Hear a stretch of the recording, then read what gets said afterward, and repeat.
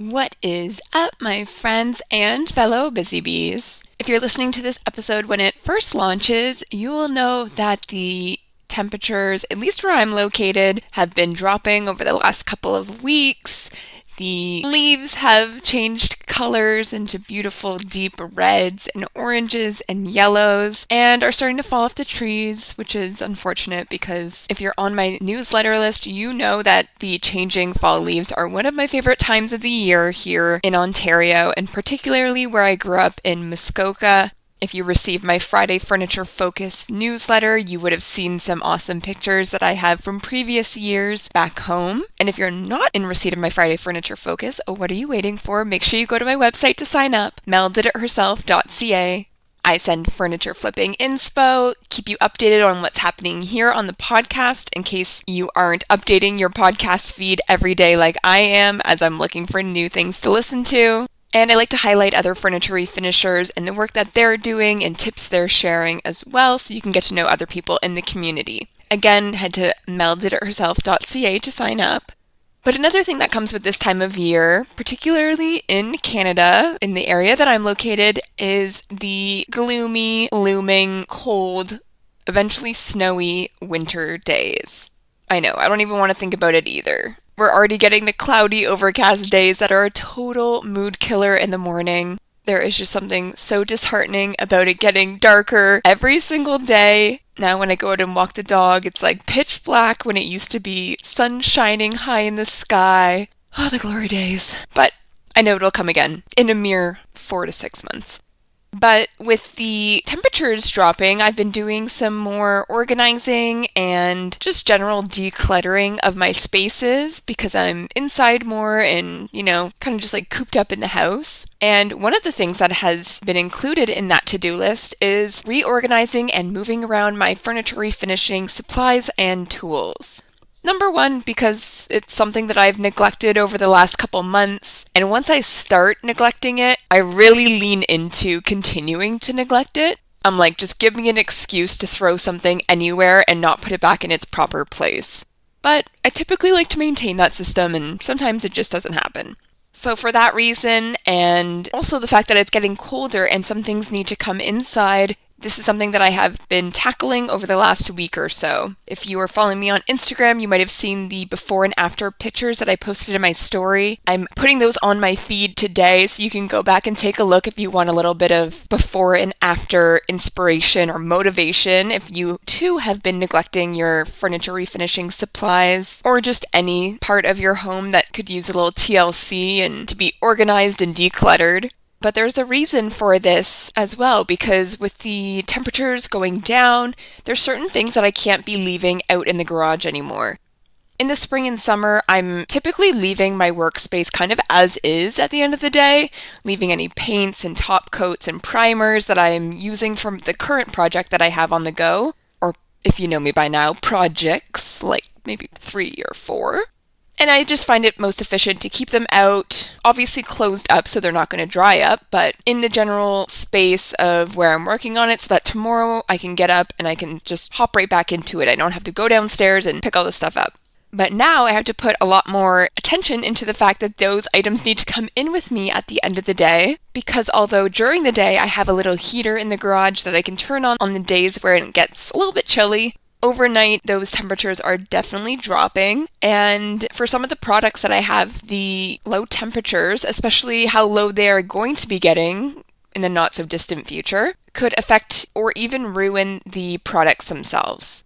And so whether you are someone who is just looking for a little motivation or some insight into how I organize and keep all my supplies together, and or are looking for some insight into what to do because you too have those changing seasons and temperatures coming up, I hope that this podcast episode will provide you some insight. So for me personally, my setup at home is I work out of my 1-car garage in my townhouse. It's like a very to the point garage. It's not huge. And for that reason, and the fact that we have a decent amount of storage space in our basement, I tend to keep the majority of my furniture refinishing supplies in our laundry room, set up on a shelf unit that we have that has probably 3 or 4 shelves on it. And in the garage, I do have a little IKEA Calyx unit that kind of has a mixture of things like leaf bags and, garden supplies and gloves and just random things for outdoors. But also things like my respirator and my masks and paint rollers and non-perishable items like that I just keep out there for storage and for easy access because they're things that I use often. I also keep my paintbrushes out there and basic day-to-day tools like screwdrivers and needle nose pliers and those kinds of items. And those stay out there year-round because they don't get affected by the temperatures and they're, protected from the elements in terms of like snow and rain and stuff. However, for the majority of paints and stains, the lowest you're going to want to have them outside, and this is like lowest of the low, is 0 degrees Celsius or 32 degrees Fahrenheit. Any lower than that, and it's going to start to freeze, and that can change the molecular compound of the product, and or just change it in one way or another that's going to make it not perform in the way that it normally would. Now, one caveat to that is the tried and true fusion mineral paint. Because of the way that it is made, it can actually be frozen and not damaged. However, still leave it inside because although freezing does not affect the pH balance or the integrity of that paint, it has been tested that it can freeze and be thawed up to 3 times before it starts affecting the paint.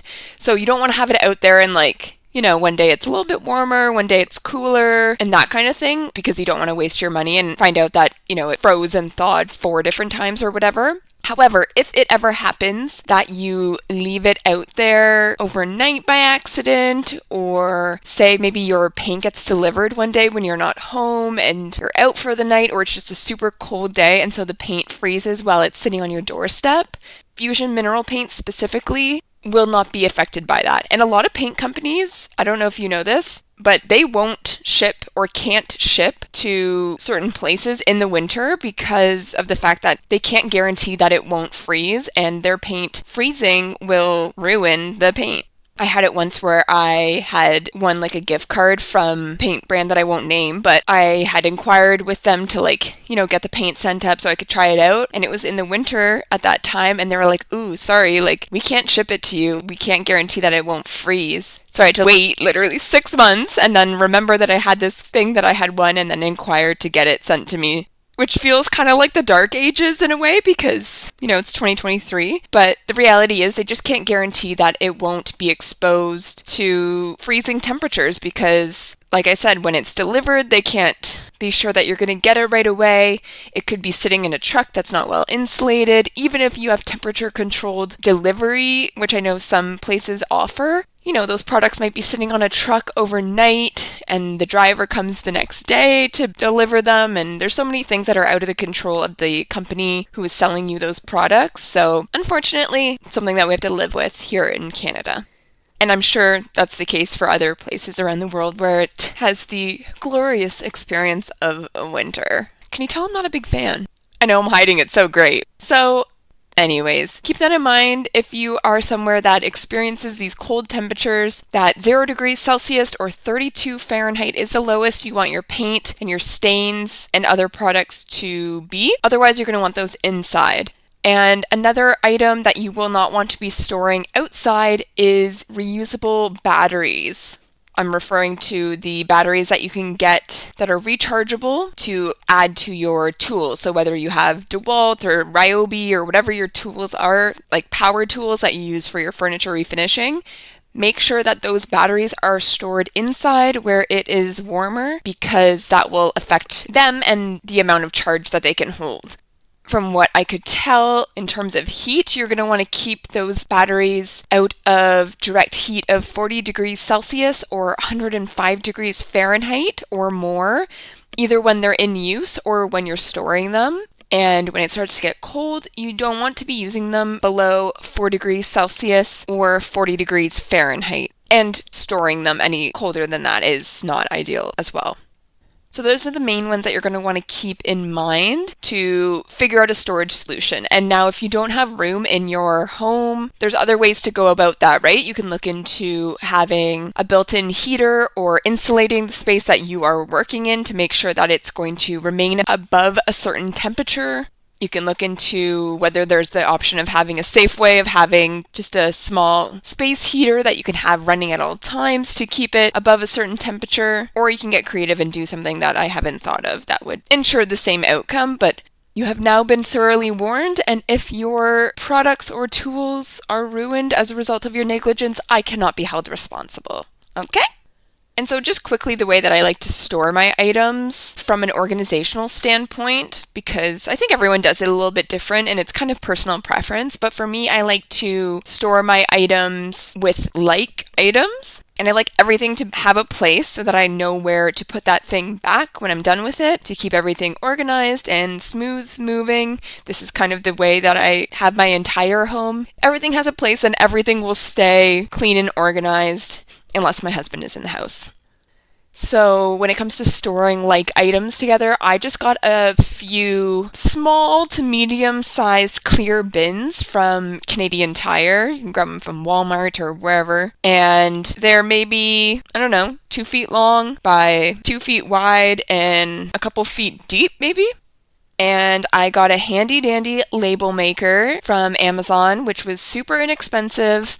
I think I've since repurchased just the tape that is used for it. It's kind of one of those like punch label makers, so it looks a little bit like old school. I don't know. I like to look at the labels in general. I'll link them in the show notes of this episode if anyone's interested in checking it out.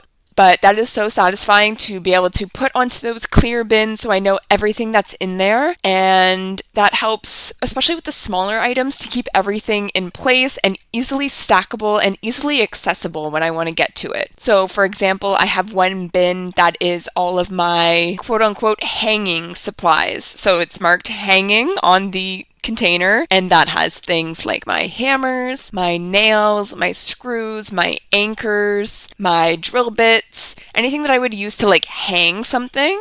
I think I also have things like command strips in there, levels, things like that. And again, it's different for everyone, but those are the things that in my brain are categorized as things that I would use for hanging. Could I use a level for something else? Absolutely, but in my brain I know it's categorized as that, and so I'll go to the hanging bin, which ironically is stacked on something and not hanging, when I need it.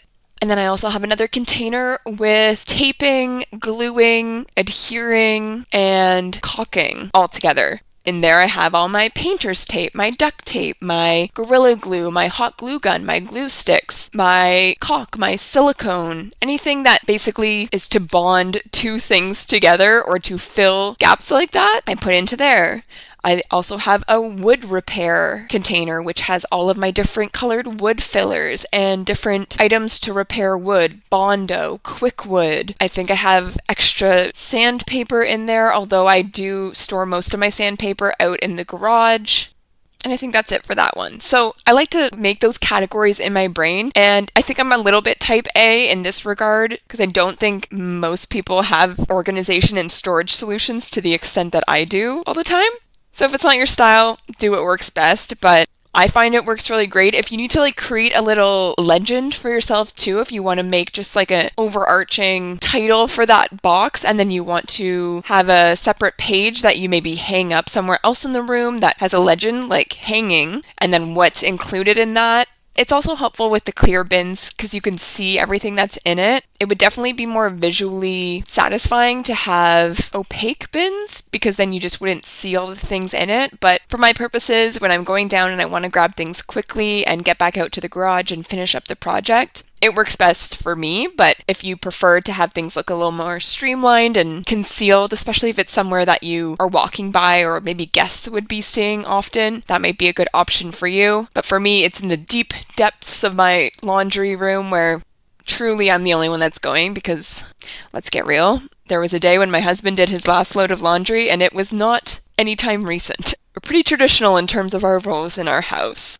So that's what works best for me, and I have a shelving unit, like I mentioned, that mostly is just all of my paint and stains and top coats and primers and things like that. And I organize those mostly by brand, and then within those categories, I organize it by color, just so it's quick and easy to find. But I do realize that lots of people are not doing this. I also have a lot of paint and supplies too. So there was a point when I just kind of threw everything all together, but then eventually when there's so much, it takes a while to look through, and you have to pick things up and look at the colors and read the labels. So now I have it organized a lot quicker and easier, so I know where to go when I need a certain thing. And that way I'm not buying doubles of certain colors, because I was doing that at one point because I just didn't know what I have and I couldn't see it all quickly and easily. So that's how I set those shelves up. And then I have just a little toolbox where I have other small tools and things like my hardware jig. I also keep a lot of odds and bobs of things. This is a good tip if you are ever kind of deconstructing a piece and changing it up. Here's a good example. I recently worked on a custom secretary desk that we turned into a liquor cabinet. So it started out with 3 drawers in the bottom of the piece, but we took those out, we cut it down, and we made doors for it so that it was more of a cabinet on the bottom. So when I did that, I took all the drawer slides and I kept those, and I might need them one day. So I have a little spot where I just have random things like that. Also smaller things like washers and bolts and any length and size of screw that you could imagine. I just have a little spot where I keep it all decently organized, but I know where all those things are. Hinges and drawer stoppers and the little tiny finishing nails, but all those little things, if you're ever taking them off of a piece, or even sometimes when I used to be looking for pieces at the side of the road often on garbage day or whatever, if there's a piece that was ready for the landfill, it was kind of past the point of repair, but I had stopped to check it out, and it had those kinds of things on it, or really cool hardware or something like that, I would just grab those things from it and hang on to those, because you never know when you're going to need it. Often I've been working on projects and realized that I wanted to add those things on, and instead of having to make a trip to Home Depot, I just go down to my supplies spot. I know where everything is, so I know where to look, and I just pick it out of there, and chances are I probably have what I need. The whole point of this work is to be thrifty and save things from ending up in the garbage, so that applies to all facets and areas of the furniture piece. And something you may not know about me, I love little motivational messages. They always get me fired up, and I keep a running list of ones that are especially catchy or speak to me in the Notes app on my phone. So I end every podcast episode with one that I have noted down over the years, in the hopes that you leave our time here each week feeling inspired, motivated, and ready to take on whatever may come your way this week. So this week's Mel's motivational message is, the way you do one thing is the way you do everything. And this has been my mantra that I've reminded myself of continually over the last couple weeks as I have gotten a little bit slower moving during the day. Like I said, it's getting dreary and cold and rainy out, and that just kind of slows things down, and found myself sleeping in a little bit more often and, just feeling a little bit blah until I was able to kick myself out of it a bit, which seems to be how things work every single year. But I just found myself kind of cutting corners a little bit when it comes to things that I was doing, little chores and tasks around the house, leaving my bed unmade in the morning. Controversial topic, I know. But these things that I would normally take the extra time to do, or to do a little bit better than I was doing. And I just always have to remind myself that the way you do one thing is the way you do everything. And if I'm someone who wants to show up as my best self, as my most capable and professional self, who is providing a really quality product that has been refinished with care and intricacy and with a really detailed eye at the small things that make a big difference, then I have to have that behavior, that mindset in everything that I'm doing in my life. And within reason, I'm not gonna spend 3 hours painting my toenails because it needs to be absolutely perfect. But if I find myself trying to take the lazy way out of something, I have to take a second and tell myself, no, you're gonna do this right the first time, so you don't have to do this again later. And you're gonna do it well, because the way you do one thing is the way that you do everything. So if you needed that reminder today, I hope you take that into your week. It is something that you need to remind yourself of, so you need to kind of be self-starting in that way. But once you say it and once you make a habit of saying it to yourself, I do find it really helpful and motivating, because when there's small tasks that really don't make a huge impact on your day or your safety or your health, like making your bed in the morning, that's something that could be easily not done, and it really wouldn't impact anything other than the fact that you'd be getting into an unmade bed at the end of the day. I still know that when I do something like that, it's going to make me feel accomplished first thing in the morning. I'm going to feel like the house is put together because I work from home, and so what my space looks like does make a big impact on how productive or motivated I feel in my day. And so all these little things, they add up together, which is literally why the way you do one thing is the way you do everything, because all these things bleed into each other. So if you find yourself taking the easy way out this week and it's something that you can stop yourself, check yourself, and remind yourself of, I highly recommend you do so. And let me know how it works for you. All right, that's it for now. I appreciate your time, and I will